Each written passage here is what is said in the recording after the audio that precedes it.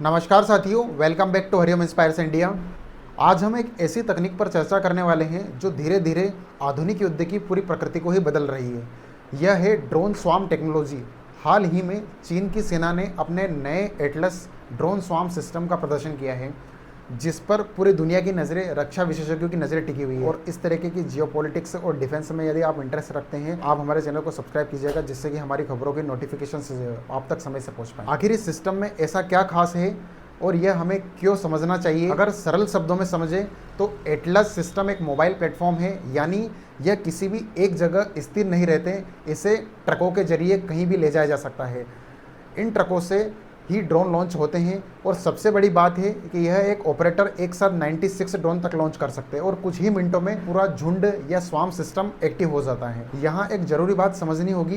पहले जब हम ड्रोन की बात करते थे तो एक या दो ड्रोन की बात होती थी, जिन्हें अलग अलग तरीके से कंट्रोल करना पड़ता था। लेकिन यहाँ मामला अलग है। यहाँ बहुत सारे ड्रोन एक साथ मिलकर एक दूसरे के साथ तालमेल बिठा करके चलते हैं, इसलिए इसे स्वार्म यानी झुंड की तरह काम करने वाली प्रणाली कहा जाता है। असली बदलाव इनकी संख्या में नहीं, बल्कि इनके काम करने के तरीके में है। ये ड्रोन सिर्फ रिमोट कंट्रोल से नहीं चलते, बल्कि स्वायत्तता यानी कि ऑटोनॉमी होती है। इसका मतलब ये खुद अपने आप आसपास की स्थिति को समझते हैं और टारगेट की पहचान कर सकते हैं और ज़रूरत पड़ने पर अपनी दिशा खुद बदल सकते हैं।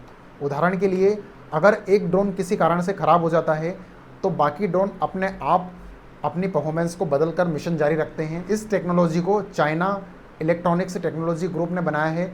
यह चीन की एक प्रमुख सरकारी कंपनी है जो मिसाइल, रडार और सैटेलाइट तकनीक में माहिर है।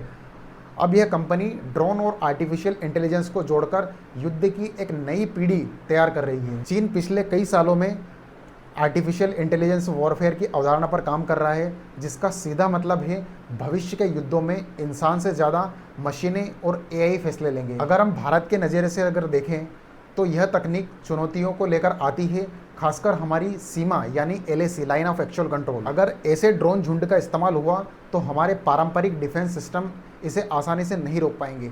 जब एक साथ इतने सारे ड्रोन आएंगे तो उन्हें ट्रैक करना और हवा में ही खत्म करना बहुत मुश्किल हो जाता है। ये ड्रोन सिर्फ सीधे हमले के लिए नहीं, ये दुश्मन की सप्लाई लाइन काटने और कम्युनिकेशन नेटवर्क जैम करने या हमारी फॉरवर्ड पोस्ट पर भारी दबाव बनाने के लिए इस्तेमाल हो सकते हैं। सबसे खतरनाक बात यह है कि इसमें इलेक्ट्रॉनिक वॉरफेयर, आमतौर पर हम ड्रोन को जाम कर देते हैं, लेकिन ये ड्रोन एक नेटवर्क की तरह आपस में जुड़े होते हैं, इसलिए इन्हें पूरी तरह जाम करना या निष्क्रिय करना लगभग नामुमकिन सा हो जाता है। वैश्विक स्तर पर देखें तो ताइवान, दक्षिण चीन सागर और अन्य तनावपूर्ण इलाकों में यह तकनीक शक्ति का संतुलन बिगाड़ सकती है।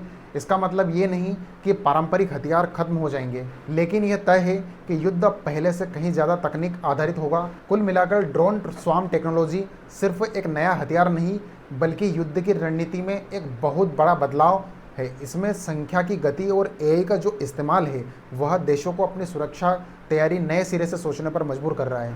साथियों, आपकी क्या राय है इस विषय में? कमेंट बॉक्स में ज़रूर कमेंट करके बताइएगा कि क्या चाइना को काउंटर करने के लिए भारत को इस तरीके की टेक्नोलॉजी पर काम करना चाहिए आने वाले समय में। Thank you so much.